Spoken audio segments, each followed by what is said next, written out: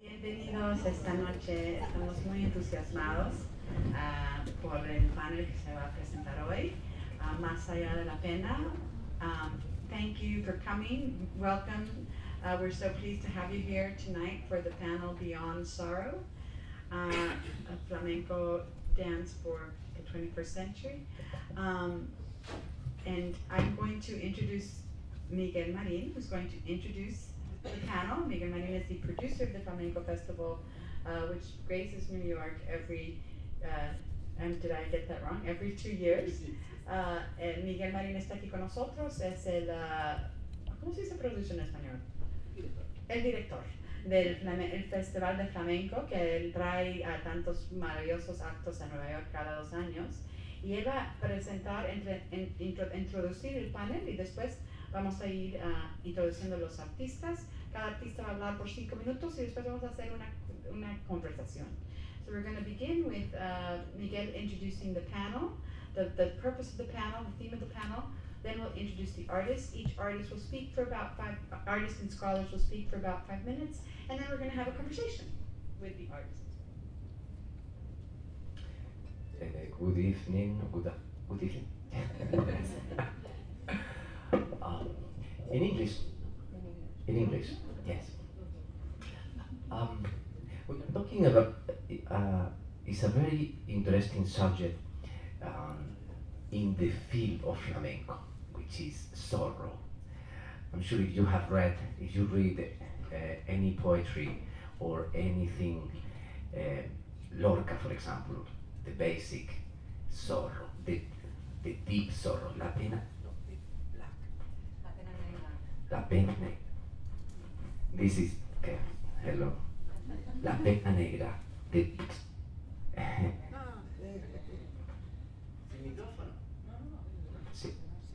Sí.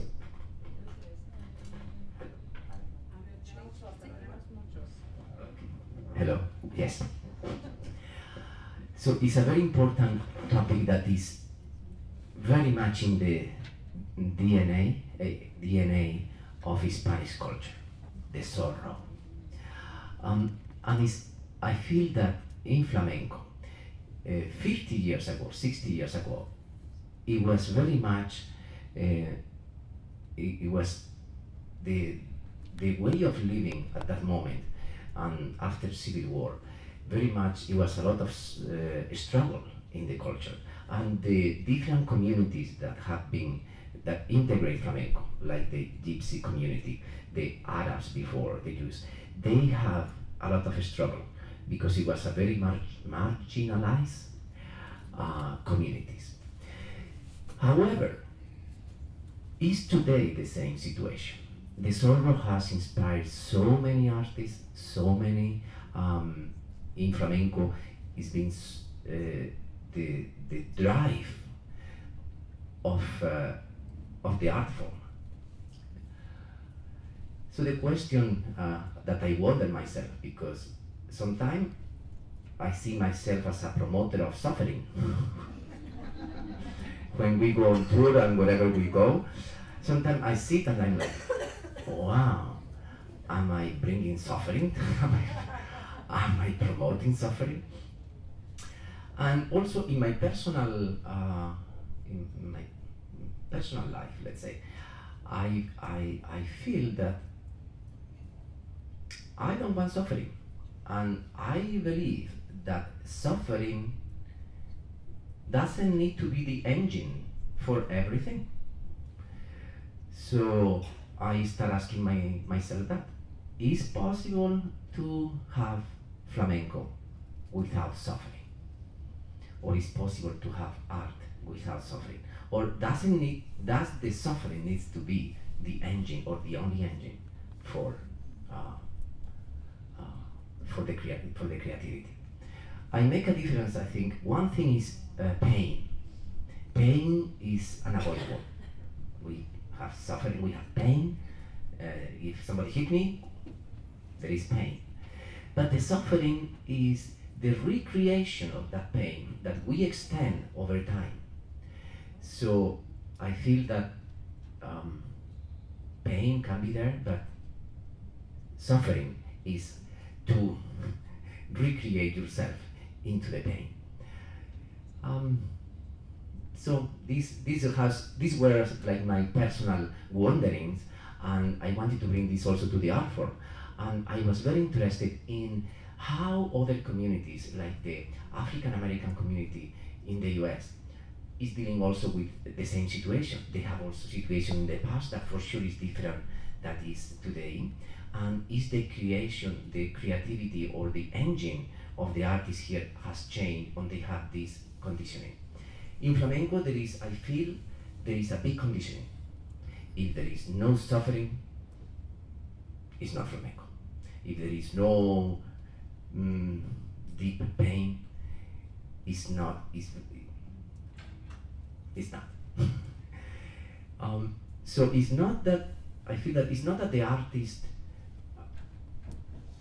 the young artists, the artists that they have now 15, 20, 30 years old, I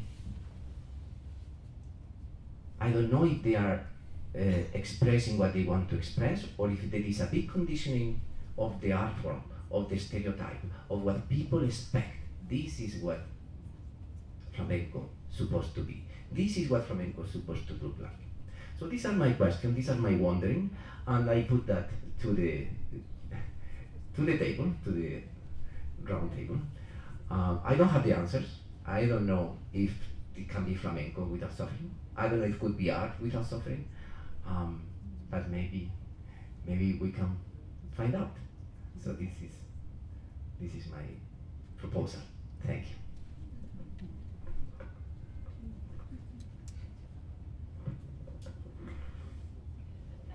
Ahora voy a presentar el panel. I'm going to present the panel. One second. Marina was asking me if I could say it in Spanish a little bit for the audience, because there is some people that don't speak English, just to do like a briefing. Okay, ¿tú quieres traducir entonces para el español? No digo, solamente la introducción de los artistas, bilingüe. Ok. Pues ¿por qué no lo dices tú mejor en español? Porque lo voy a traducir yo. Sí, brevemente voy a resumir lo que he dicho en español. Esta es una pregunta que yo me hago. ¿Es posible el flamenco sin sufrimiento? Hace la situación en España, hace 50, 100 años, las vivencias de las generaciones de nuestros antecesores han tenido una vivencia muy fuerte, e incluso por la supervivencia. Han vivido situaciones muy distintas a las que vivimos nosotros hoy en la actualidad. Entonces, yo me pregunto que esa pena que había antes y ese sufrimiento se expresaba en el arte de una forma. Pero nosotros hoy, la generación de hoy, no hemos tenido ese dolor existencial que tuvo la generación antigua. Entonces mi pregunta, que es lo que vamos a discutir, es si puede existir flamenco sin sufrimiento. No sin dolor, porque el dolor es una cosa, la pena es una cosa, pero el sufrimiento, según yo lo entiendo, es el recrearse en la pena o recrearse en el dolor, el prolongarla, el que si un dolor podía durar 1 hora, nosotros lo recreamos y hacemos que el dolor dure 1 año entero. Entonces esta es la pregunta, que no hay una respuesta, que yo no propongo una respuesta, pero sí una pregunta que nos hacemos entre todos. I'm going to begin by introducing the artists. ¿Está bien que nomás los presente en inglés o hago la traducción? Y la presentación, la introducción, después van a hablar cada artista, como les digo, por 5 minutos, y después vamos a hablar a la charla entre nos. So I'm going to introduce the artists now in the order that they're seated. Sebastian Calderón Bentin, to my right, is an artist scholar and assistant professor in the Department of Drama here at NYU. He received his MA from Performance Studies at NYU, and he received his PhD from the Department of Theater and Performance Studies at Stanford University. He is also a theater director, very active in the New York theater scene, specializing in improvisation. His research interests include performance theory, mass media, theories of the Baroque, and Latin American cultural studies. His writings have appeared in the Drama Review, in Identities, Global Studies in Culture and Power, in ISMO, Revista Virtual de Estudios Literarios y Culturales Centroamericanos, and the anthology Neoliberalism and Global Theaters, Performance Permutations. Paloma McGregor, to my left, is a choreographer, I'm getting the accents wrong. Choreographer. I'm like, what? He's a choreographer, writer, and organizer. She lives in Harlem. She has structured improvisation, this sounds very exciting, for a floating platform in the Bronx River, and she has choreographed Afrofuturistic pop opera at the Kitchen. She is currently director of Angela's Pulse, which creates and produces collaborative performance work dedicated to building community and illuminating bold new stories. She has been an artist in residence here at NYU's Hemispheric Institute for Performance and Politics this past year, and is developing an initiative entitled Dancing While Black.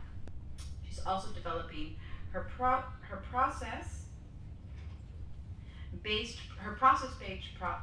project, Building a Better Fish Trap, rooted in her 90-year-old father's vanishing fishing tradition. She's first-generation American from the Caribbean who has lived all over the United States. She was originally a newspaper journalist who left a thriving career for the uncertainty of dance. She's performed with the Urban Bushwomen for 6 years. Marina Heredia is often called La Voz del Albaicín, the voice of the Albaicín, as she was born in this historic neighborhood in Granada, in Andalusia, the cradle of flamenco. She is part of a new generation of flamenco singers who nonetheless maintains the classical style of voice. Marina is among the greatest singers of today in the tradition, and the flamenco scholar Luis Lopez Ruiz is noted for saying, quote, her splendid voice echoes with the legacy of the flamenco singing tradition. She has impeccable compás, elegance, and gracia, a word that really has no translation, which she learned in early childhood, as she was born into a very celebrated flamenco family. Her father, Jaime Heredia el Parrón, and her grandmother, Rosa Heredia, known as La Rochina, are acclaimed flamenco singers as well.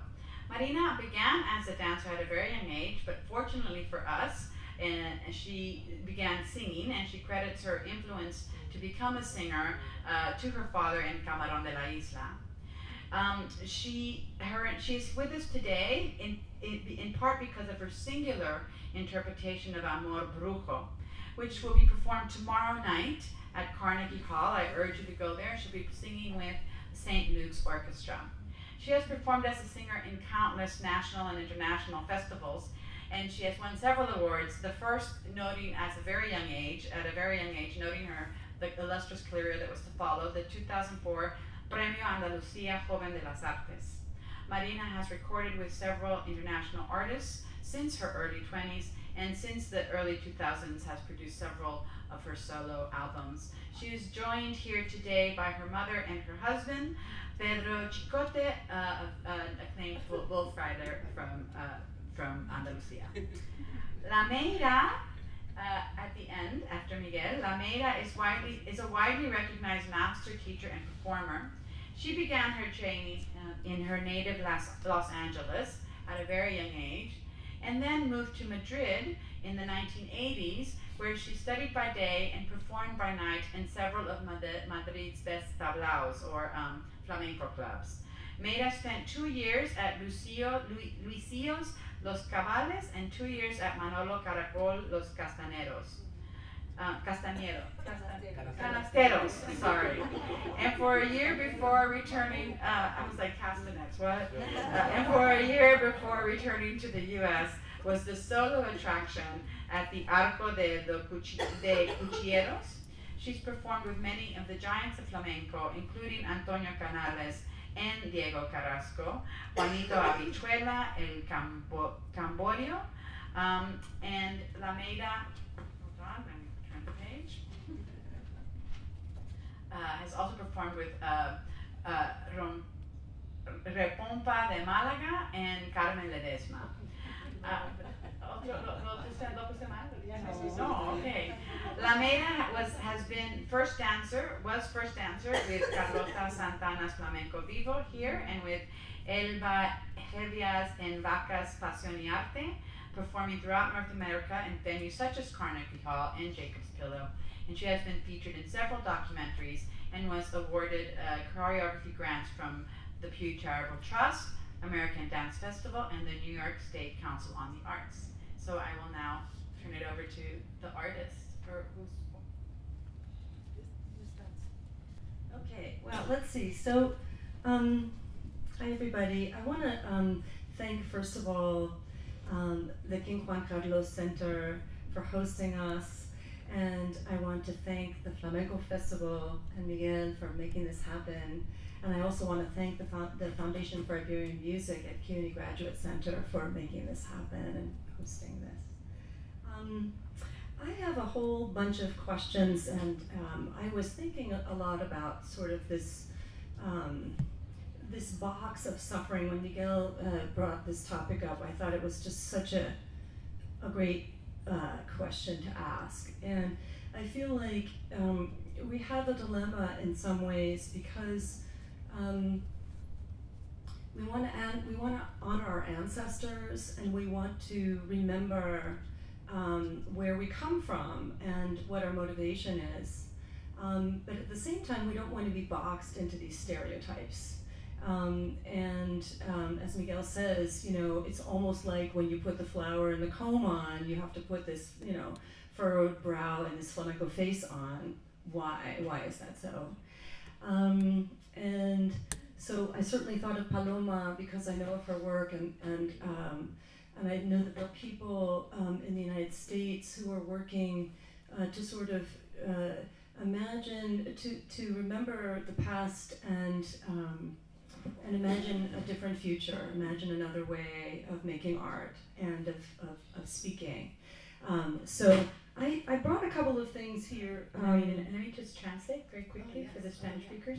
Para los que hablan español, retomando la pregunta de Miguel, cuando nos propuso este tema para a los académicos, ¿verdad? Meira es académica y bailadora, pero a Sebastián y a mí, pues inmediatamente Meira pensó en el trabajo de Paloma, y bueno, quiere retomarla, y ella nos propuso invitar a Paloma al panel, y bueno, vamos a tener una charla sobre eso, pero eso era más que todo tomar esta pregunta, y tiene algunos detalles que quiere compartir.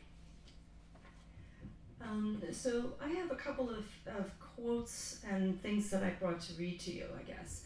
One of them comes from Raúl Rodriguez, so I went to see his incredible performance at Town Hall, and he's someone who's exploring, I think it's fair to say, flamenco identity and kind of all of its ramifications, not only within the Spanish, not only within the Iberian Peninsula, but also within, you know, the Americas. And he said, "I like to think of my work as a progress of going backwards toward the future." Con Luis Rodríguez, que fue a verlo en Town Hall, un artista que dijo no sobre este tema, pero se puede interpretar como parte del tema. Yo pienso de mi trabajo como retomar el pasado hacia el futuro. Ole, muy bien traducido. And I have another two quotes that I'll throw out. One of them is, I think part of this is also something that you were just mentioning, Paloma, earlier, which is this whole issue of appropriation. And you know, here I am, I'm a North American woman, a North American Jewish woman, and I have been in the flamenco world for all these years, really my whole life. And there's something about that identity that I claim as my own, and yet, you know, when you think about people taking on another culture, you know, kind of what does that involve, and what kind of stereotypes do you confront? So this is just a quote from Ralph Ellison. Let me translate that. Yeah. Hablando con Paloma, como ella es una artista que toda su vida ha bailado flamenco, vivido el vida flamenca, ella y Paloma empezaron a platicar sobre qué significa apropiarse de otra cultura, y específicamente, pues, es cuestión de apropiarte de los estereotipos, o es algo más, otra cosa que está pasando ahí. And so this is just a little quote from a famous essay by Ralph Ellison called "Change the Joke, Slip the Yoke." Wow. And he says, when the white man steps behind the mask of the black-faced trickster, his freedom is circumscribed by the fear that he is not simply miming a personification of the trickster's disorder and chaos, but that he will become, in fact, that which he attempts only to symbolize, that he will be trapped and thus lose that freedom which he would recognize as the white man's alone. So, okay, think about that. No creo que pueda, bueno, traducir eso no, pero es un novelista y eseísta muy famoso afroamericano de los Estados Unidos que dice algo como así: cuando el hombre blanco se pone la cara, de la máscara de negro en minstrelsy, en esa tradición, ¿verdad?, de imitar al pueblo negro y tratar de imitar su sufrimiento, su carácter, como quiera, esa máscara lo cambia a él. Él lo hace pensando que es el dueño de la experiencia, pero más bien la experiencia lo cambia a él. Yeah. So now I'm going to Lorca. Okay. And I'm going to I'll read, I have one passage and another passage, and maybe I'll read one now and then turn over the things to other people. So this is part of Lorca's famous essay on duende. And what is duende? You know, duende, what is duende? Maybe it's soul, maybe it's something else, but it certainly has to do with that suffering that Miguel was talking about. And he says, this is from a translation, I think this is, well, anyway, I'm going to just read this. The muse and the angel come from outside us. The angel gives lights, and the muse gives forms. Hesiod learned from her. Loaf of gold and tunic fold, the poet receives norms in his grove of laurel. But one must awaken the duende in the remotest mansions of the blood, and reject the angel, and give the muse a kick in the seat of the pants, and conquer our fear of the violet smile exhaled by 18th century poetry, and of the great telescope in whose lens the muse, sickened by its limits, is sleeping. The true fight is with the duende. Ese se toca a ti, ¿verdad? Bueno, es un passage sobre que Lorca escribe sobre el duende. Yeah. ¿Y cuál es la conclusión de lo que dice Lorca? Bueno, lo que Lorca dice es que está el ángel, está la musa, que viene de fuera, pero el duende viene de dentro y es una cosa de sangre y es una lucha, hay que pelearse como se pelea con el cante, ¿verdad? O sea, hay que pelearse con el duende. Es esta la lucha verdadera, dice Lorca.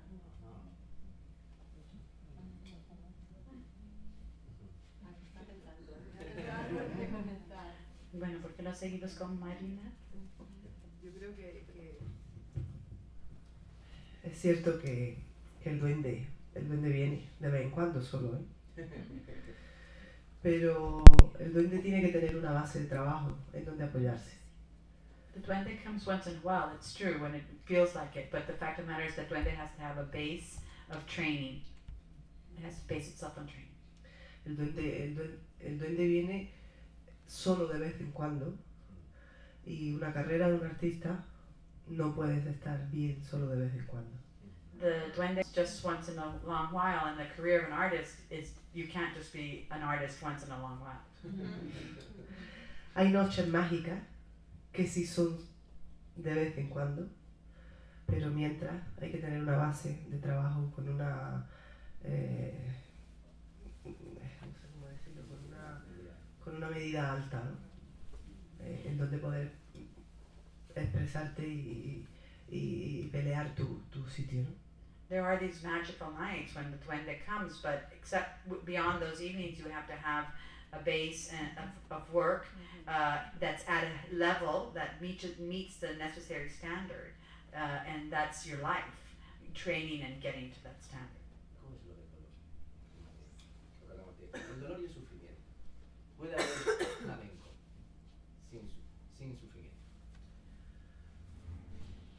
A ver, esto es como cuando estás enamorado. This is like when you're in love. Hang on one second, I want to translate the question. The question is, can there be flamenco without suffering? digo, es que esto es como cuando estás enamorado y te deja el novio y se va con otra. This is like when you're in love and ¿No? your boyfriend leaves you and goes with another. Y tú vas y te pones, en vez de ponerte salsa y bailar, pues te pones un bolero y te autolesionas, porque las personas somos así. Instead of going to your room and putting on salsa to dance, you put on a bolero and we stab ourselves and wound ourselves because that's how people are. El flamenco un poco es así. And flamenco's like that. El flamenco es cierto, como ha dicho Miguel antes, que las generaciones anteriores,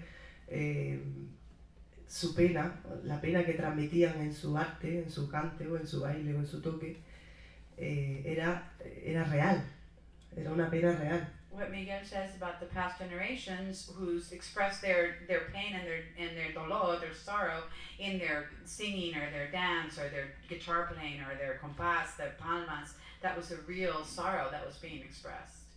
Era real porque ellos pasaban hambre, pasaban frío, en el caso de los gitanos estábamos perseguidos. It's true because they passed through times of great hunger, of great cold. In the case of the gypsies, the gitanos, they were persecuted. Y ellos se apoyaban en eso, en esa pena real, existencial, para expresar su flamenco, ¿no? Su arte. And they depended on that pain. It was real, a real expression of their art, for their art. Apoyar es una palabra difícil de traducir. They relied on it in a way for their art. Las generaciones de ahora, que supuestamente lo tenemos todo, The generation of today that supposedly have everything pero también tenemos pena, also have sorrow, otras penas, different sorrows. otras penas, pero también tenemos pena. O sea, nuestro corazón también siente. Y a mí me duele, no me duele el hambre, gracias a Dios, pero me duele que en España llevemos 60 mujeres muertas por el maltrato, machismo. And for example, I might not have the pain of hunger or cold, but I take pain in my heart, for example, of the fact that in Spain we have, 60 women who are battered or victims of domestic violence. Son otras penas, These are different kinds of sorrows, pero son penas. but they're sorrows. He dicho.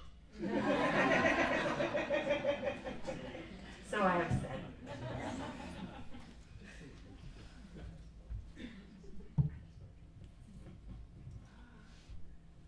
Great. So,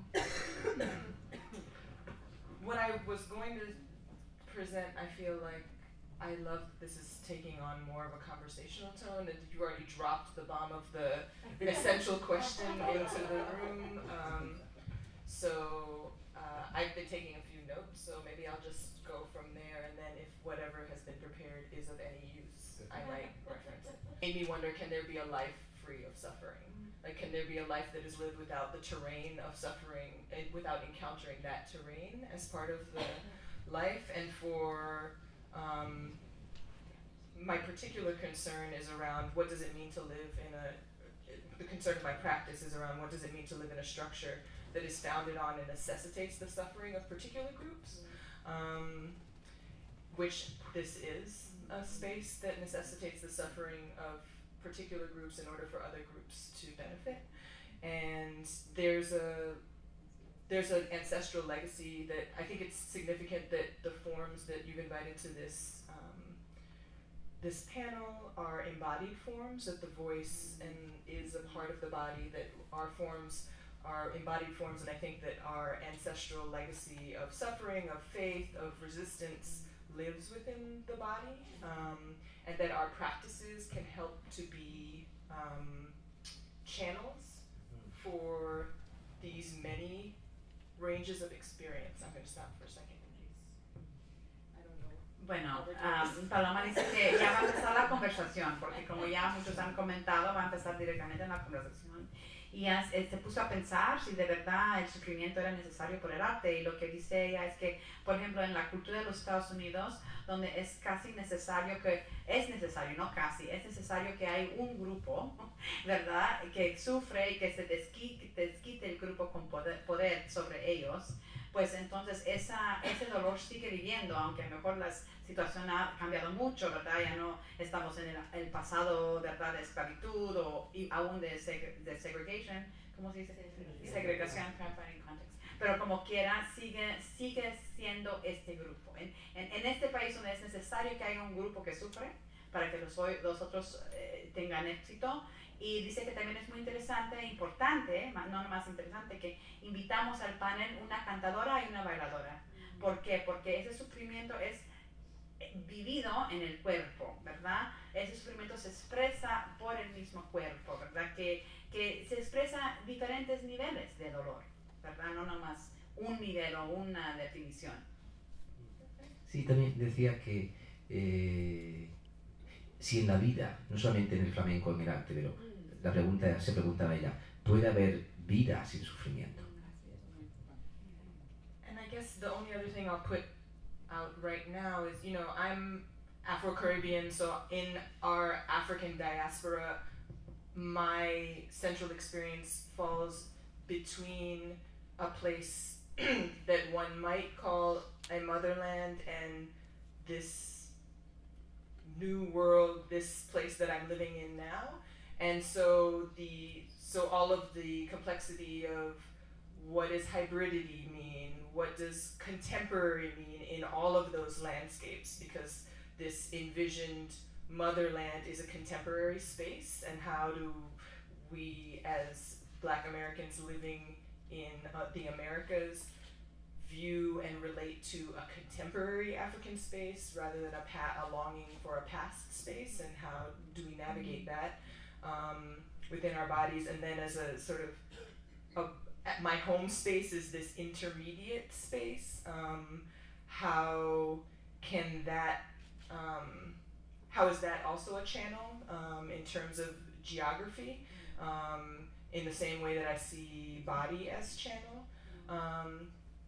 And so in my quest to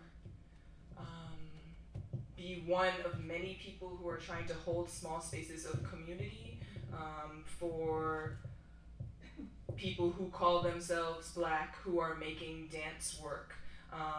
I see not only our dance lives as choreographed, but our lives here as choreographed. That the necessity of the sum and the many, and the ways in which this system is a shapeshifter in terms of who the few are who get to benefit from the system. It's not always, it's not explicitly, oh well, Black people in the Americas are experiencing this kind of suffering, even though I think there's a particular way in which that is experienced. I think this country has been a shapeshifter in terms of making people feel closer to a sense of attainment that allows them to re-choreograph their experience in this place. I think of, you know, white ethnic people over the course of history who have quote unquote been able to become white, and the ways in which culture, then their connections to culture may or may not be the same. And so I look at that as a form of suffering as well. And so how have we all been choreographing our relationships to one another and to this structure, is a big question of mine, both inside and outside the artistic practice, because I see those things as connected. I think there are people who see and have articulate that their Blackness is, that they don't think about Blackness in their work, or that their work is not about that. And for me, while I accept that that's their experience, it's not a way in which I think is possible for me to navigate in this space. And yeah, so I'm organizing other people who are contending with the legacy and also contending with their visioning of how they want to liberate themselves through their practice. Yeah. Bueno, voy a tratar de traducir las ideas principales. Y ella también quería enfatizar que ella es caribeña. Así es que al mismo tiempo que está aquí como coreógrafa, también tiene estas doble afinidades, ¿verdad? La madre patria, que es su país donde nació, y aquí en los Estados Unidos. Así es que también otro canal que ella piensa como la encarnación del baile o de la canción, ese es otro canal geográfico que también tiene su propia historia de dolor, su propia historia que tiene que canalizar, ¿verdad? Ella como artista, también quería enfatizar que como artista, ella siempre está tratando de crear y proteger comunidades de espacios para las comunidades de bailadores negros, gente que se denombra ellos mismos negros, y tratar de canalizar esa experiencia por el medio de la danza, aunque ella reconoce que hay muchos bailadores que a lo mejor siendo negros como quiera no piensan que es no influencia su movimiento, no tiene influencia. Ella respeta eso, pero para ella es importante mantener la danza como una forma de expresar precisamente las experiencias al diario, de estar como entre este cruce, ¿verdad? De experiencias contemporáneas, cada cual tiene su propia historia de dolor y sufrimiento.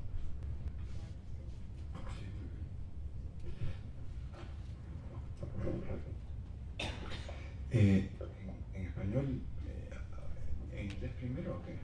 En español. Okay. So I will speak in Spanish and Josie will translate to the English. Creo que hay dos cosas que están emergiendo en la conversación. Una es el tema de sufrimiento a nivel macropolítico, que es lo que Paloma está planteando, que hay una estructura ya colonial, histórica, que presiona formas de sufrimiento en diferentes poblaciones, que es inescapable y con la cual estamos lidiando, ¿no? One is the level of pain at the macro political level. These histories of colonization and experiences that are expressed through the art forms of dance and singing. Y la otra es a nivel de la micropolítica, que es donde empezó la conversación, del tema de la sensibilidad, del duende, de la tensión, del sufrimiento como encuentro íntimo, ¿no? Y estético. And then the other is at the level of the micropolitical, the personal, where the conversation started, where pain is about an individual suffering or the expression of this individual suffering in the art forms. Y yo creo que lo que el flamenco nos brinda es justamente un fenómeno, una práctica social que articula un nexo entre estas dos dinámicas. And one of the things that flamenco offers us is precisely the joining of these two macropolitical and micropolitical levels of experience and suffering. Y lo que para mí es interesante del flamenco, y en esto podríamos hacer una comparación con otros tipos de prácticas sociales, es de que el flamenco tiene un elemento como práctica social de grupo, de calle, de tabla, ¿no? Y otro que es el elemento escénico. And two of the things that we could talk about, for example, today, is that flamenco is its uniqueness in that it has the experience of expression on the street, in the intimate party, at family gatherings, and then also on the stage, as this international art form. Y de esta manera pienso que tiene una relación, no una equivalencia, pero relación con otras prácticas como el tango, como también en Estados Unidos la improvisación de contacto. Entonces, que son prácticas que tienen modalidades escénicas, pero también de práctica de grupo. And so in this sense, flamenco is very much like other forms of dance, like tango or like contact improvisation, that live in these very intimate spaces and these intimate forms, but also have a parallel life on the stage. Bueno, ahora, entonces, eso es un poco respondiendo a lo que estoy escuchando. Lo que me parece interesante sobre el tema del sufrimiento en el flamenco, si tomamos una comparación con otras como improvisación de contacto, no está fijada con el sufrimiento. El tango de repente sí, pero de repente otra modalidad de añoranza o anhelo, es de que yo sugeriría de que de repente el flamenco no se trata sobre sufrimiento, sino que use el sufrimiento para llegar a otra cosa, o sea, instrumentalice el sufrimiento para otra cosa, que ahora voy a sugerir. Unlike contact improvisation or tango, which really are two art forms that don't necessarily involve suffering, tango to some degree, but not really, or not always, right? It's not a kind of cornerstone. He's saying that he thinks that we need to think about what we mean by suffering in flamenco, because flamenco is something that he believes instrumentalizes suffering in order to take the art form to another level. Ok, y lo que yo creo que es esta otra, el uso del sufrimiento para esta, ahora, siendo un sufrimiento real históricamente, ¿no? Pero ahora con otras modalidades ahora, pero un sufrimiento que siempre está anclado a una realidad social. No quiero ignorar eso. He's not suggesting there hasn't been a true history of suffering. There has been this true history of suffering. By saying that it's instrumental, he's not meaning to dismiss it, right? That the instrumental use of suffering in Black flamenco, but rather that it's a true history of this people. Pero reconozco el sufrimiento actual, ¿no? Lo uso para entrar en una temporalidad, en un ritmo, en el cuerpo y con el canto, y a través de eso yo expando, y eso es lo que creo que el flamenco contribuye, expando a mi sensación de subjetividad. O sea, mi sujeto de día a día empieza a expandirse, abrirse a otra modalidad de subjetividad. He's suggesting that flamenco artists use suffering or passion to reach a certain kind of state that's expressed in their art. In other words, it's like a springboard with the dancing, the singing, the guitar playing, the compás, all of it together. It's like a springboard into this altered state, a transformative state of subjectivity that is then actually translated into the street, or comes back to this other modality that flamenco has of intimacy. Entonces, esta expansión de la subjetividad abre canales como de pulsación coloniales, capitalistas, que nos estructuran como sujetos en el día a día.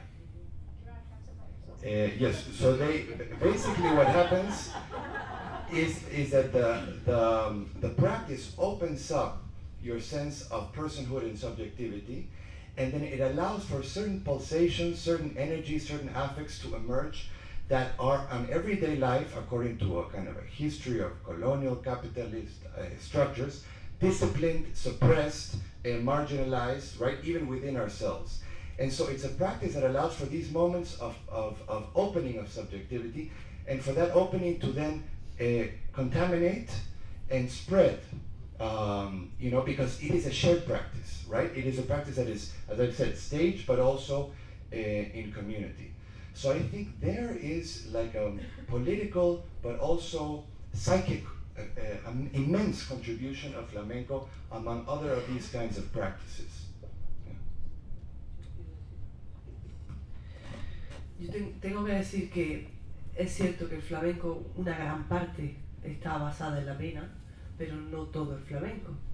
O sea, depende mucho del palo que se esté haciendo. O sea, si tú estás cantando por soleá y por sigrilla, no puedes cantar riendo, porque es una contradicción. Pero después están los tangos, está la alegría, está la bulería, van derivados de esos cantes que son alegres, que es fiesta, que es alegría, que es vida. She just wants to emphasize that not all of flamenco is suffering, that there are a lot of palos. Like, yes, if you're singing for soleá or if you're singing for tientos, those are two palos or melodies. So how would you say palo in English?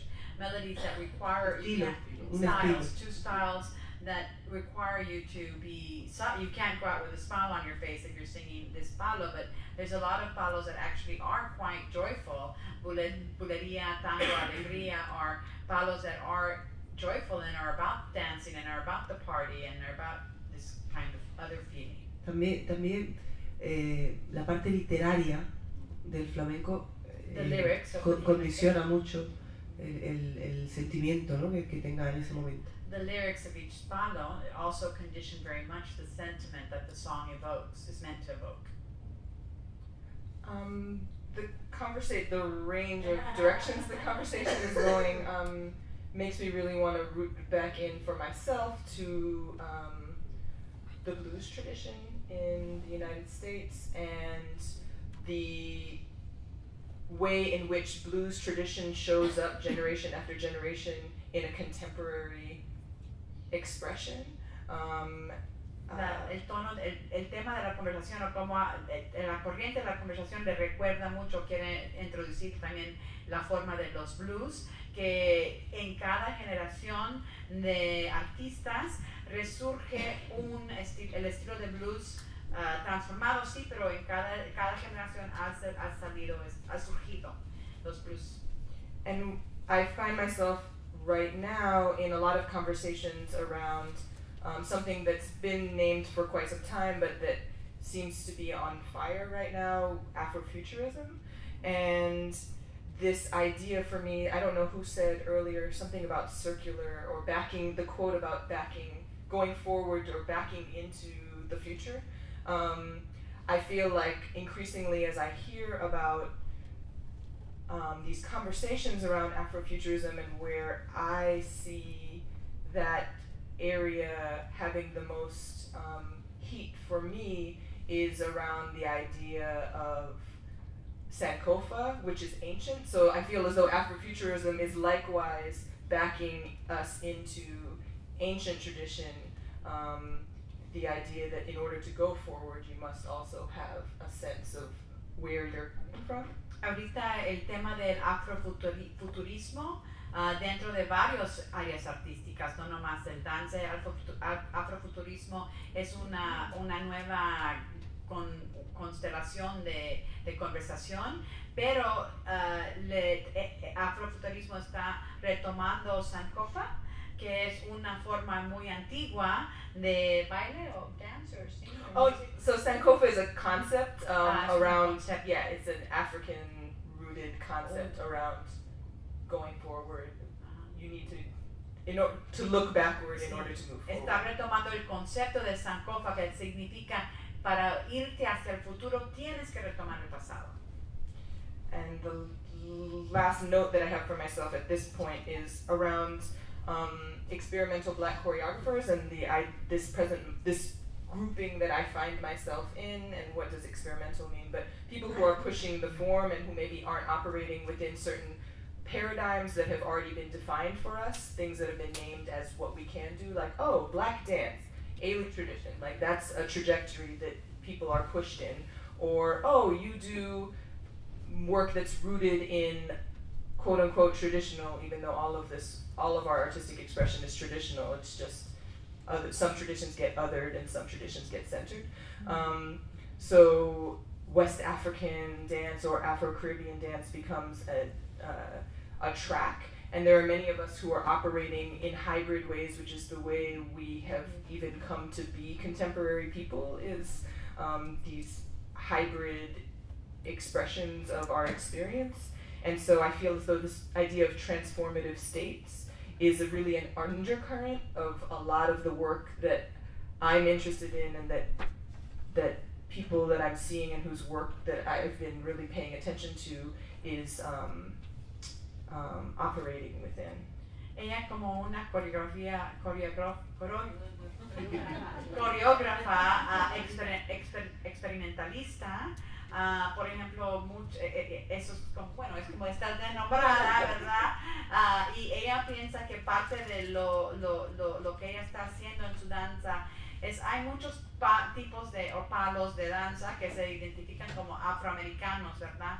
Y su trabajo como experimentalista en baile es precisamente la hibridez, retomando cosas de todas las tradiciones, pero tampoco quedándose nomás dentro de las tradiciones. Yo creo que un poquito como estamos discutiendo si hay otras maneras otro futuro de flamenco, ¿verdad? Sin dolor, pues igualmente como experimentalista se puede dejar atrás o no dejar atrás, pero inventar unas nuevos estilos, ¿verdad? O que también, como dijo Sebastián, pueden transformar a la gente al nivel expansivo y subjetivo.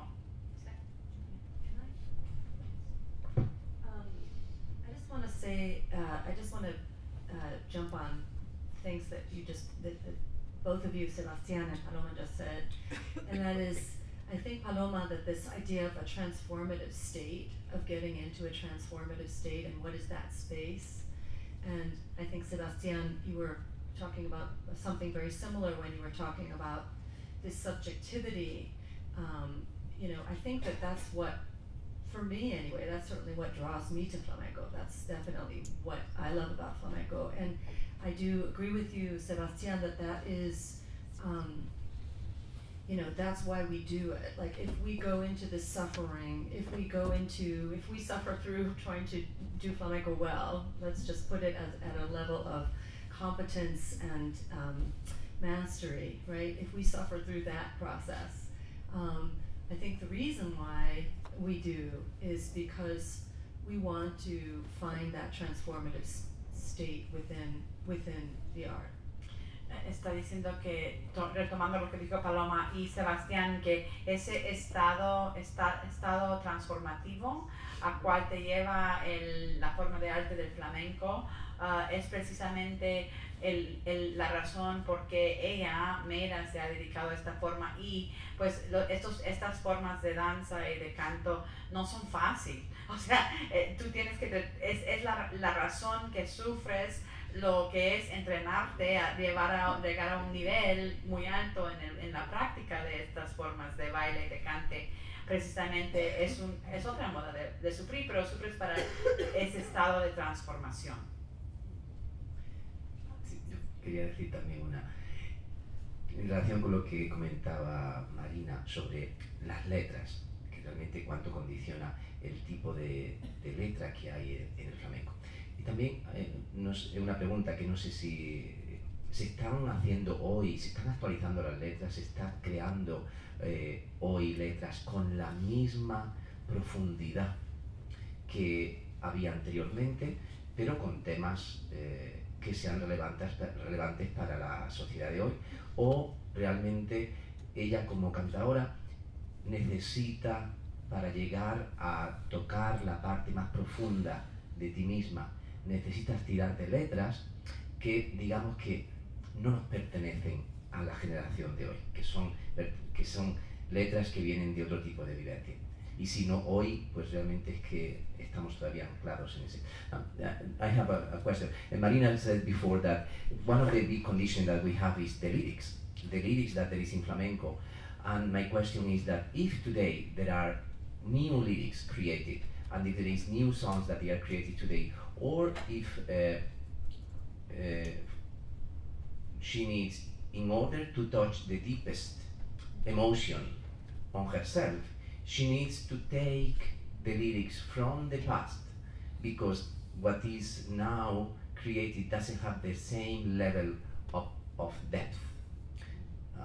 And this is a big conditioning, the lyrics that they are singing, and the message that they are putting into the air. So that is my question.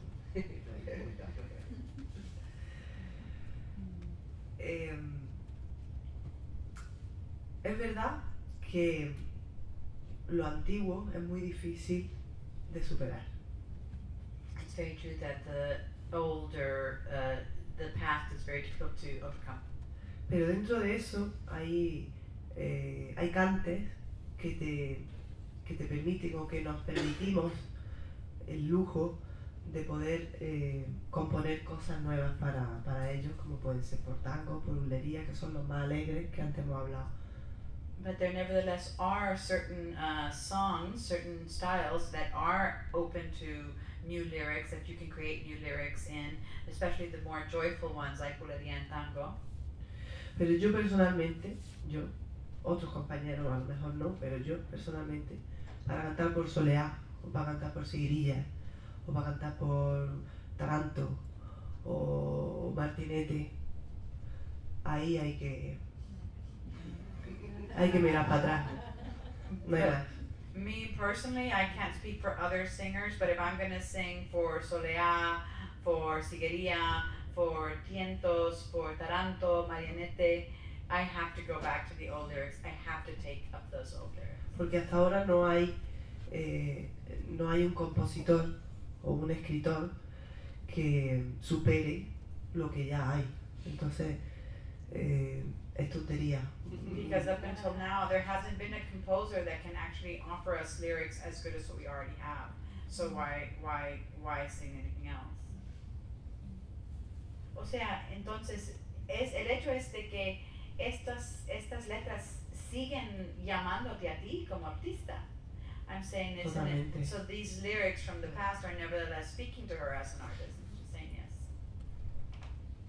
yes. Son letras que literalmente tienen una calidad buenísima, espectacular, y que son pequeñas historias contadas en muy pocos versos, en muy pocos renglones, y muy difícil, de verdad muy difícil de superar eso. She said these are just spectacular lyrics that in just a few small passages will tell you a story that is still like an insurmountable story. That's a story that still really impassions her. Además, el tema, casi siempre los temas son totalmente actuales porque son de amor o de desamor. Y bueno, pues eso siempre en todas las épocas hay, ¿no? Amor y desamor. And the themes are very contemporary because they're always about falling in love or falling out of love. And so they continue to maintain their relevance. I have a question. My question is if it's similar thing with the body, with dance, that there are certain gestures, ahora puedo traducir, that there are certain gestures that also keep being tapped into because they activate like texts, or if dance has kind of has a different relationship to that archive or that repertoire. Now I'm quoting Diana, but entonces mi pregunta era si en la danza o en el baile es similar, que hay ciertos gestos o ciertos movimientos que también son antiguos pero todavía se usan para activar, o si el baile no tiene esa relación con ese archivo actualizado, ¿no? Se ha evolucionado en técnica, en puesta en escena. Lo que pasa que también tiene mucho que ver la imagen, ¿no? La imagen que da el artista, el bailador o la bailadora en este caso, pero sí siguen tirando de. She's saying that dance is probably flamenco. The dance from flamenco is probably what has, or not. I don't want to say advanced, but that has changed the most, and is the most has changed both the technique, has changed the way in which it's staged, has changed, but nevertheless, artists will always draw from this past repertoire of movements. Yeah, I was just gonna say, I feel as though I'll say in this country in particular, the ways in which African retentions, whether communities are conscious of the direct lineage of a particular movement, have shown up, the ways in which particular West African forms have shown up in the social dances of Black communities in the US, and then have gone on to show up.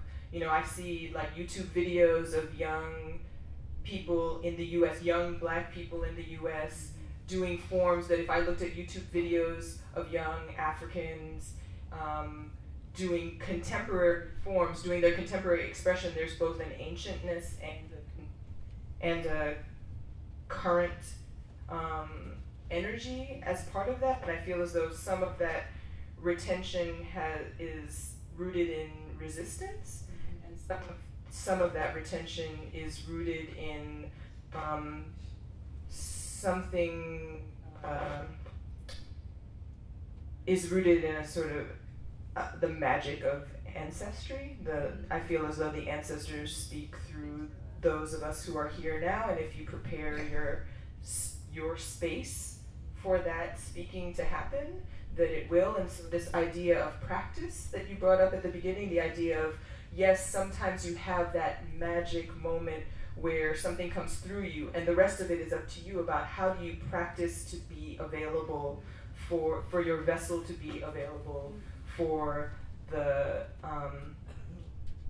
for those ancestral parts of your fiber to show themselves. Feels like the practice, the necessary practice for liberation. También quería ella enfatizar que pues igual lo que pasa en las formas de danza afroamericanas, que tú puedes ver algunos movimientos que se han pasado de generación a generación, que incluso derivan de la parte oeste de África, pero si tú ves un video de baile afroamericano de hoy y te vas hace 20 años o 30 años, vas a notar que algunas formas sí son repetidas, ¿verdad? Aunque a lo mejor no lo estás haciendo conscientemente, pero ella también dice que parte el baile es prepararte, como estaba hablando Marina, de la práctica y el entrenamiento, que lo que haces cuando entrenas a tu cuerpo es preparar el cuerpo para recibir estas tradiciones que a lo mejor te van a mover en un momento de los ancestros, ¿verdad? Y que siempre también es como te los mandan los ancestros para liberarte en el presente. Yo creo que es una filosofía de vida más que otra cosa, ¿no? It's a philosophy of life, actually. Tú miras la vida a través del prisma flamenco o a través del prisma afroamericano. You see life through the prism of flamenco, or you see life through the prism of the African American experience in arts. I also want to say a couple of things because Sybil is here, and one of the things I want to say is that there are movement ideas that are very deep in flamenco tradition that are from Africa and that are shared with Afro-American traditions, like the Bacunao. So yeah, I think that I guess now I'm going to ask a question. Bueno, nomás quería decir que hay alguna influencia africana en el baile flamenco, o algunas tradiciones que vienen en flamenco de las tradiciones africanas. El bacunao, el bacuneo, se le dice en Triana. Yeah, me lo dijo Cristina Cruz el otro día. I know, I was like, what? So, mi pregunta sería, ¿cómo, yo quería preguntaros a las dos, and I'm going to say it in English in just a second, pero quería preguntaros de vuestros ancestros, de cómo veis vuestro pasado y vuestros ancestros hablando a través de tu trabajo en este momento, which is how do you see yourself as an artist relating to your ancestors?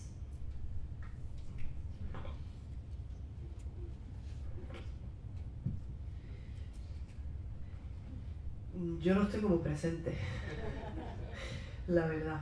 They're always very present with me. Además, me interesa mucho saber de ellos y pregunto mucho. I'm always very interested in them, and I ask a lot about them. Porque me gusta saber de dónde vengo. Because I like to know where I'm coming from, where I come from. Y tengo la suerte de que mi padre está vivo y todavía canta, y I'm fortunate that my father's still alive and he's me still resuelve singing, muchas dudas, la verdad. and he resolves a lot of my doubts.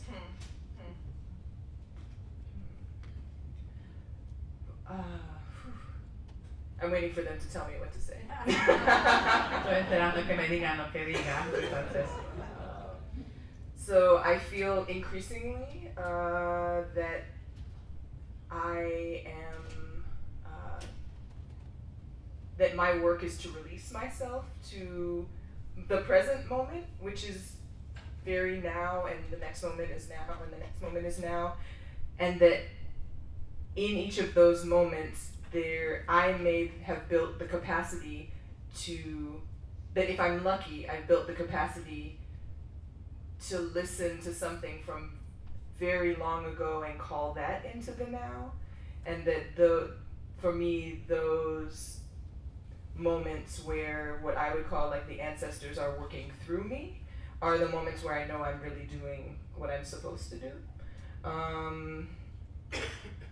And that the more I release myself to that idea,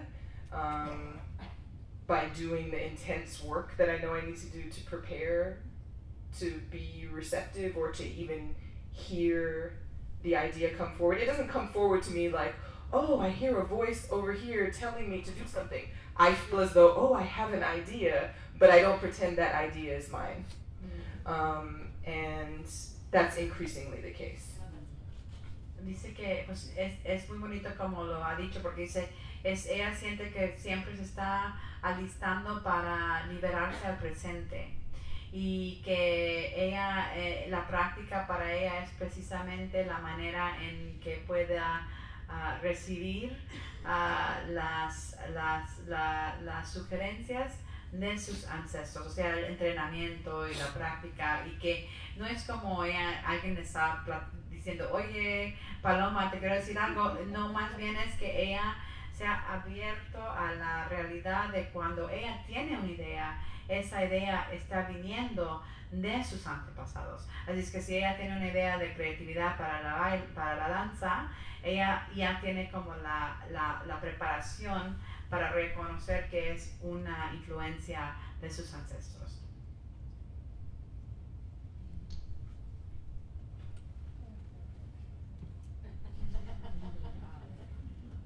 Sí, vamos a abrirlo a preguntas de la audience. Opening it up for questions from the audience.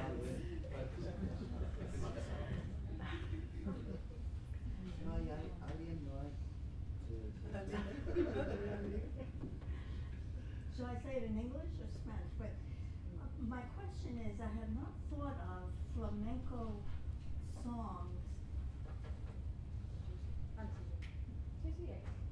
My question is, I had not thought about flamenco being currently written. To me, it's all from the past. So I'm surprised to hear that perhaps there are composers who are composing flamenco music nowadays. ¿Les sorprende oír que hay letras que se están creando ahorita misma? Ella siempre pensaba que nomás era letras del pasado. Sí, la mayoría son letras del pasado, y en algunas ocasiones hay letras nuevas, pero para mi gusto las del pasado ganan por goleada. There are new lyrics being written, but for her taste, the older ones are much bigger winners. It reminds me, there's a very vital,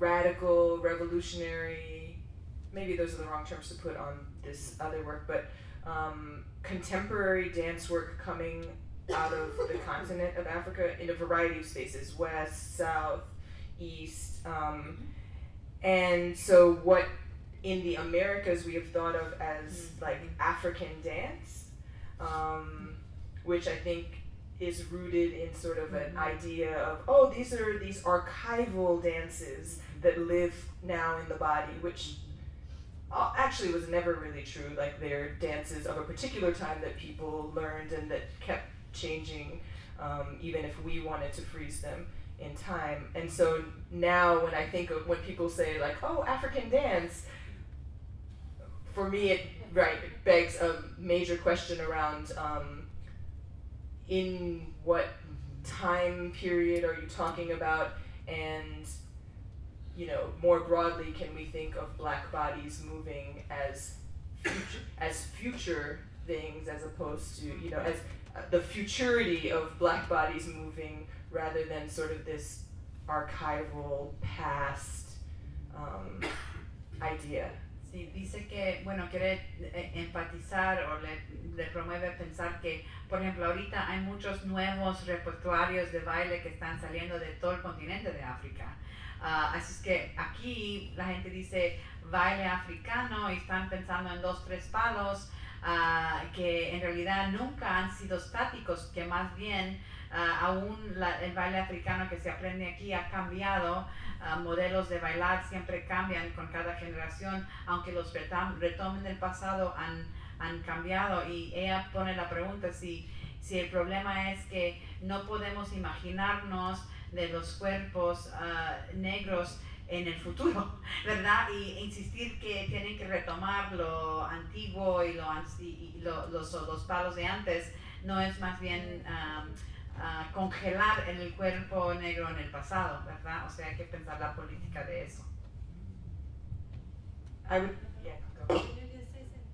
would say in the same way in contemporary dance in America, for black folks, we don't need to prove we can do ballet anymore. You know, like, I mean, the idea, which is not to like dismiss the accomplishment of black ballerinas who are fighting incredible systemic struggles to get to where they are. But you know, we don't have to do that, and that doesn't need to be the focus of our artistic practice. Feels really central to me and what I'm interested in right now. How do we center our own voices? How can that be liberatory? How do we know that many of us have to go through a certain training that includes ballet and maybe other forms that negate or push us to the periphery? And despite that, and the suffering perhaps that has caused many of us, how do we recenter, you know? So this idea of rooting my current work in my father's 90-year-old fishing tradition is about recentering. For me, it's an act of liberation, of like coming home to myself, about asking what I've left behind and what I'm interested in reclaiming. Sí, está diciendo, ya hemos pasado la época en que bailadores afroamericanos tienen que comprobar que pueden ser bailarinas clásicas y más bien estamos entrando en una etapa en que los bailadores afroamericanos están recentrándose y recentrando su experiencia, retomando, sí, a lo mejor tú tienes como en tu parte de tu entrenamiento que pasar por todos los diferentes entrenamientos de estilos de baile, pero está recentrando su propia experiencia y por eso está componiendo este nuevo coreografía de su padre como pescador, ¿verdad? Para recentrarse en su experiencia personal. Teníamos 2 o 3 preguntas. ¿Por qué no pasamos por 3 preguntas? Porque así, let's take 3 questions at a time, because otherwise we might not have time to put your questions in. Yo lo que quería decir con respecto al flamenco, a mí lo que me emociona, aparte de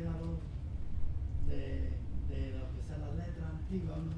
Me emociona la expresión, por hacer un símil, como me puede gustar, no sé, Tristán y Isolda, también son las antiguas, ¿no? Me emociona teatro clásico, That even though what thrills her is flamenco, especially these, the taking up of these older traditions of flamenco, but the same thrill can happen if you're watching a new staging of flamenco that involves the violins and the pianos, and in other words, like there's not one audience reaction either, right, to flamenco. Perdón, estoy traduciendo, pero no fue pregunta, en realidad fue más bien expresión de... Sí, al hilo de lo que se había preguntado también al principio, porque nos sigue emocionando eso. And so, yes, new work can excite us, but the old suffering, the work that's based on this suffering and sorrow also continues to move. Pero también, es que ella es mi tía. O Latina. Her aunt. Pero aparte, ella, esta generación, tienen más cercano ese dolor verdadero del flamenco, ¿no? Entonces por eso a ellos todavía les cuesta muy poquito emocionarse con el flamenco. Yeah, also they're much closer to that generation that truly experienced that pain, right? It's her aunt sitting in the front row or in this third row, or many members of her family and of that generation that actually lived through all of this heartache and poverty and pain. Okay, vamos a tomar la señorita y después el señorito. Do you think there are new responsibilities in expressing through flamenco, through Afro-Cuban, what you all are representing? Do you think that there are, within the context of communities and the human experience now, that have yet to be expressed? And are there things that you're looking forward to being expressed as a human living in the now that you would like to see in flamenco and in your dance? Voy a traducir la pregunta por Marina, porque si no se me va a olvidar. Que si hay, que sientes un sentido de, hay algo que sientes un sentido de responsabilidad por algunas experiencias que a lo mejor usted piensa que debe de expresarse en el flamenco, que todavía no se ha logrado expresar, y que si tú se sientes responsabilizada por eso. Pero vamos a tomar las otras preguntas y después tomamos. Yes, you also had a question. Yeah, it's actually sort of similar to that, but we've been talking a lot about like embodiment, but also the expression of all this, and I wonder if in a way, perhaps by referring back to tradition though constantly, and this sort of liberation that you've talked about, if by referring constantly back to the old way, if that is in a way shutting us off from living in a contemporary way, our contemporary emotions in our contemporary lives, and being one with what we are now and not the hunger that they passed, but we're almost imitating a hunger that we don't feel, that they had to allow us to do what we're doing. There's a connection to the disconnect. Extiende la pregunta diciendo que si a lo mejor con la identificación que, por ejemplo, tú has expresado con los antepasados y con el sufrimiento de esa generación antepasada, si no a lo mejor incluso se bloquea, el artista se bloquea al presente y las demandas o los problemas o responsabilidades, o que, como se quiera decir, de la situación contemporánea. Are there any more questions before we hand it over to that? Bueno. Sí.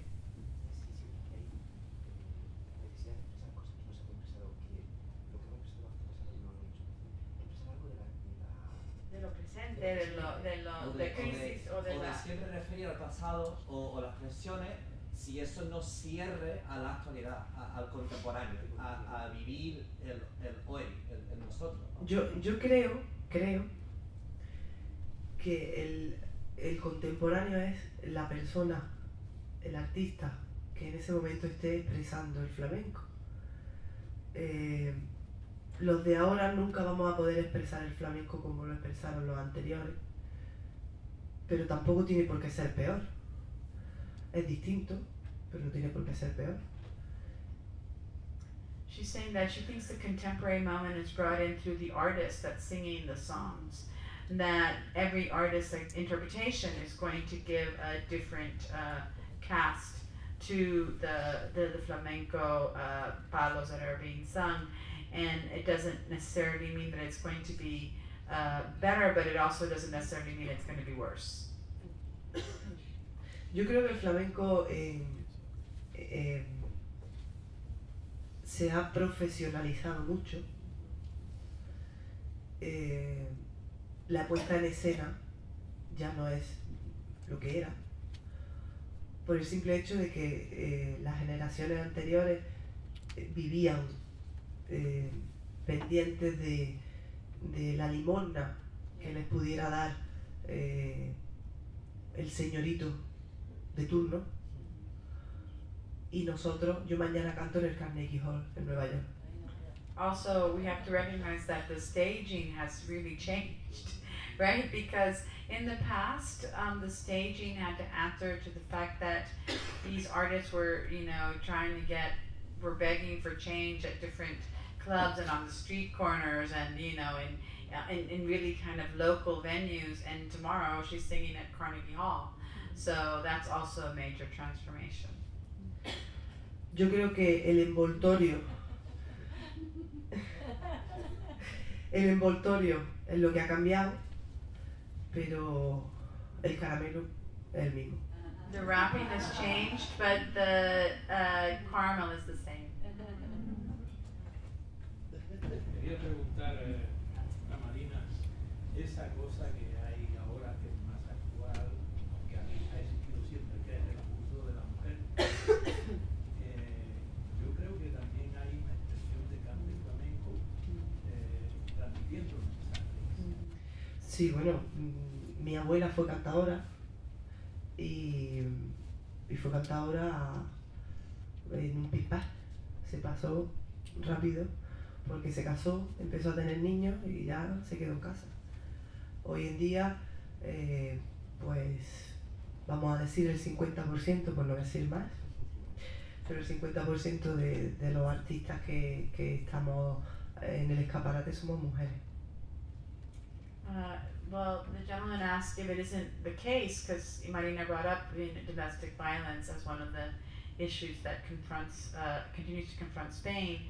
If it isn't the case that indeed the lyrics of some of the songs in flamenco promote this kind of violence against women, and Marina says, well, yes, like even if we don't get to the level of violence, like her grandmother was a singer and had a beautiful voice, but her singing career was cut short by the fact that she got married and she started having kids, and she wasn't allowed to sing anymore. And meanwhile, she says nowadays probably 50% of the artists are women. Yeah. I'm going to refer to my notes because I feel a lot about this right now. So I feel like this structure, the dominant culture, conditions us to be ahistorical and individualistic, to not see ourselves as part of something larger, to not see ourselves as part of a continuum of action that actually could propel us to move forward. I feel like being a black body in America right now the narrative tells me that we are expendable. So the contemporary narrative that is being foisted upon me by this present moment doesn't feel very liberating, or doesn't necessarily feel like something, I want to vision myself within this.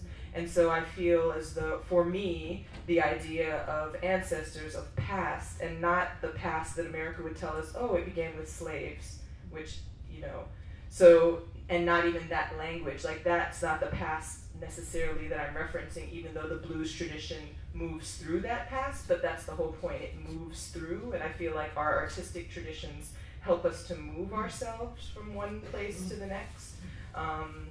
So it's BS to me about this present moment, and I can recreate myself in this moment, and that the past holds me, the past that I determine myself to be focused on, not that someone else tells me to focus on about my past, is not of use to me. I think it's wholly of use to me, and may in fact be the only way I can move forward, by reclaiming and recentering the past that is often not told. Bueno, está diciendo que más bien el momento contemporáneo en este país, Estados Unidos, la situación contemporánea es que la situación está diciendo que los cuerpos negros son expendibles, que no valen. Así es que no puedes enfrentar esa situación sin un bien conocimiento de tu pasado. O sea, no hay una división entre el contemporáneo, no ve la división ella entre lo pasado y el presente, y el pasado que está deteniendo atrás. Más bien el pasado es lo absolutamente fundamental para poder enfrentar una situación así de crisis sobre el cuerpo encarnado negro, ¿verdad? Que más bien es su reserva de poder y de liberación. Yo quisiera... Bueno, y después tenemos otra pregunta. ¿Tenemos otra tanda de preguntas? Sí, yo en relación con el comentario que hacía, yo estoy de acuerdo en que hay parte de las letras del pasado del flamenco que hoy no tienen relevancia, y creo que es importante que los artistas de hoy tengan la responsabilidad de, por ejemplo, las letras machistas, pues simplemente obviarlas del repertorio. Muchas veces, porque es verdad, creo que hay letras que ya no corresponden con la sociedad de hoy y promueven ese mensaje que es lo que comentaba. Yo también creo que hay una respuesta en el flamenco a luchar. Efectivamente, también hay otras letras que reivindican otra realidad, mucha más moderna. Y yo siento que hay cierto condicionamiento que nos... I'm sorry, I want to... his question was about the if there is some lyrics that they are... Sexist lyrics. I feel that there is some conditioning in flamenco that we should be completely free. The artist should be not... We don't need to be called flamenco or not flamenco. We need to be artists free to express whatever they want to express and be free from any conditioning or judgment of being responding to the stereotype or the idea of what's supposed to be flamenco. Y creo que, yo solamente una cosa más, creo que es muy bueno que ya hoy no tenéis que responder a esa lo que es flamenco puro, lo que no es flamenco puro. Hoy ya tenéis una mayor libertad de expresión, igual que en la tradición afroamericana. Tampoco tenéis ya que bailar, demostrar que podéis bailar clásico en puntas. So they are also, I think they are much more free, saying like in African American tradition, they don't need to prove now that they can do points or they can do this is also belongs to the past. There was one other question, and Sebastian had a question too. It's not so much a question. I want to throw the word healing or the healing power of flamenco or dance into the room, because I think, and that relates to the past, because I think flamenco, it is about healing. It's about healing in the present, but also healing wounds that have been passed from generation to generation. And if we think about it in psychological terms, I work as a psychotherapist, then 50 years or 60 years is not very much. And so I think what you said, opening up these transformative states, that the singer or the dancer can heal for me. I can't sing like Marina can sing, but she can heal something for me. And I'm not a dancer, but there is the healing power of art should really not be forgotten or underestimated. Ella es psicoterapista y dice que ella piensa que también hay que reconocer que el flamenco también puede aliviar al espíritu, ¿verdad? Puede aliviar el dolor y a sanar, me gustó más aliviar, creo que sanar, te puede sanar el dolor, y que como psicoterapista en el mundo de la psicosis, o sea, 50 años no es un pasado muy atrás, es nada para la gente, ¿verdad? Porque la vida psicológica de cualquier individuo contiene todo eso, ¿verdad? Contiene ese pasado. And I suppose the reason I use liberation a lot, and this, we can argue about this, but beyond the point at which my wounds have healed, then what? Then where do I find my power to move forward as this healthy, healed body, self-determined and free? Por eso ella usa tanto la palabra liberación, porque exactamente el baile te puede sanar, pero una vez que has llegado al cuerpo sano, tienes que hacer el brinco hacia la liberación del cuerpo.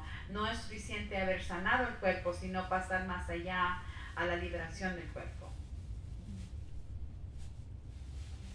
Otra pregunta, another question from the audience, or? How are we on time? Yeah, what time is it? Oh, it's 8:04. Oh, we have time. We have time.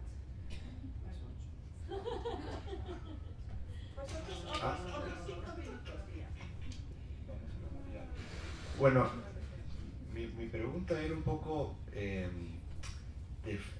la relación del flamenco ahora con el mercado, o sea, como entretenimiento. ¿Ha afectado eso digamos, la tradición del flamenco como práctica social, su relación entre práctica social y mercancía o entretenimiento? ¿Cómo ves esa relación ahora? So I'm asking about flamenco as and its relationship to now market, to entertainment as a commodity, and how has that affected its how has that affected flamenco as social practice?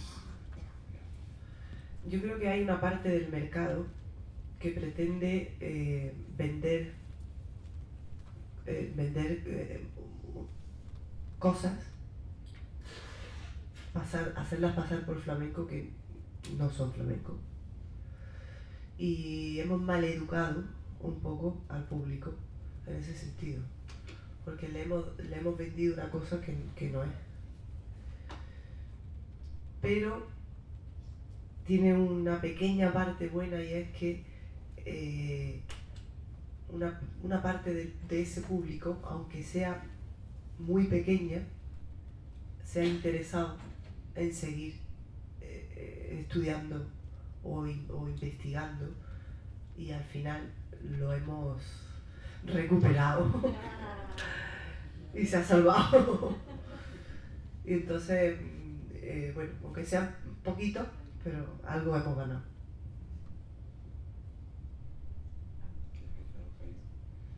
She was saying how even though some things are sold as flamenco in the market that are not really flamenco, and that there's been effort needs to be made to educate audiences, that even with the audiences, there is a small group of the audience that becomes interested and invested and starts practicing, and in that sense, we've recaptured and strengthened the tradition with those people who get interested through performance.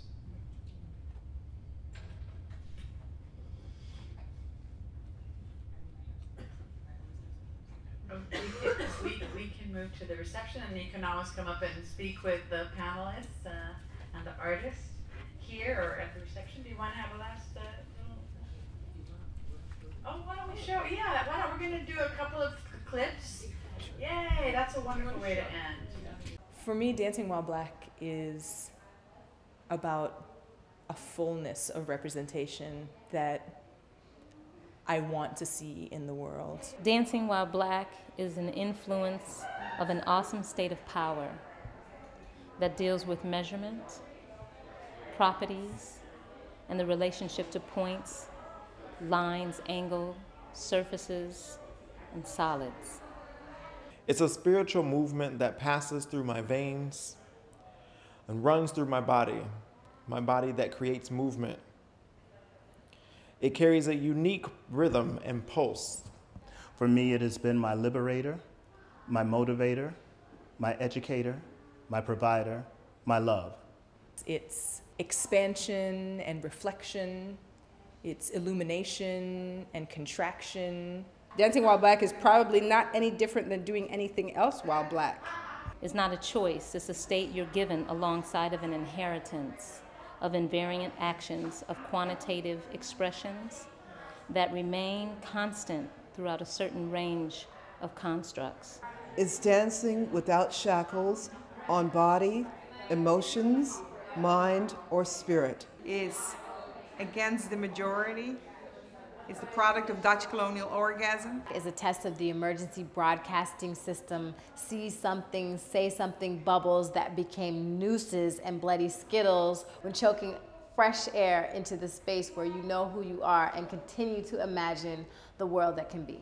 It is about how do I make representation of my world given what I've been given. It's collecting and dispersing our energies. It's history and future and intersectionality. It is freedom. I move to be free. I move to feel. I move to celebrate. I move to celebrate the dreams and the hopes of my past. More than all of this, Dancing While Black is a perilous responsibility of telling and retelling the story of myself as the heroine, as the gallant one, the martyr, the saint, the protagonist, the villain, the scoundrel, the offender, the brute, and the battered. It is not my everything, but it is my thing. It's me and we. I think Muhammad Ali said that one time, me and we. And I think, yeah, Dancing While Black is about where the me and the we intersect.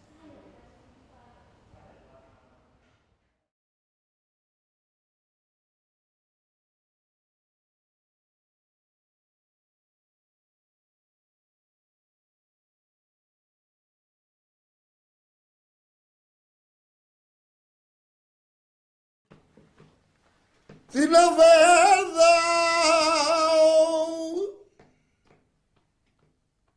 si la verdad, y esto que yo digo,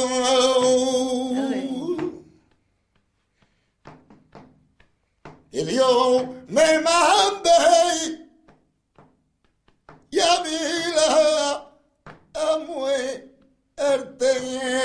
que si me lo quiere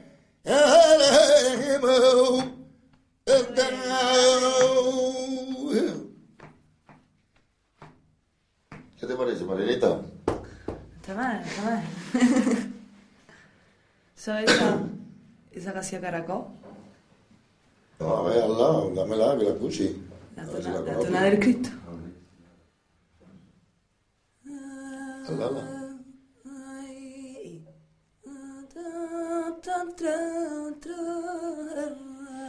demasiado. Ay, tú no te rebeles, gitano, y aunque Ya, Leli. te maten tu gente, ay, yo tengo ya juramento de paz. Dale. Verte con la muerte. Vinieron y me dieron que tú había hablado más de mí. Mira mi buen pensamiento, que no lo creía en ti. Ay, ay, ay, ay. Yo padre del alma y ministro de Cristo, tronco de nuestra madre Santa Iglesia y árbol del paraíso. A veces quiero estar sola, no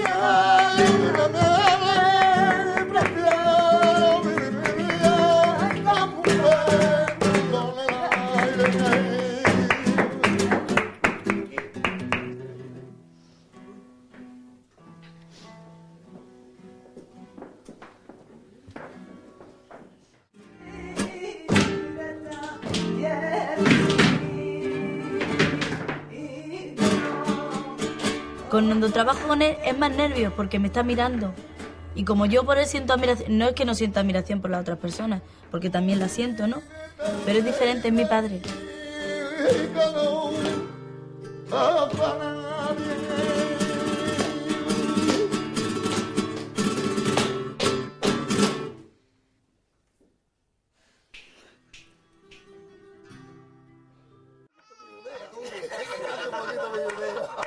Vente para acá, que vamos a bailar tú y yo. Anda, que vas de mano en Chacho, mano, vente para acá. como la farsa monía. Venga, que vamos a bailar. Ya, que quiere bailar, que quiere bailar. Vamos a cantar para romper la traición. Mira, a ver, este es el futbolista, hombre. Vamos ya. Toma palma. Vamos, vamos. Venga. Con el abuelo, con el abuelo, con el abuelo. Toca la palma. Vamos ya. Toca la palma. Es que tú. Date en el marito la nariz del abuelo. Eso, ahí, eso. ahí. Ala. Así, Ahí. que sí, hombre. Hola.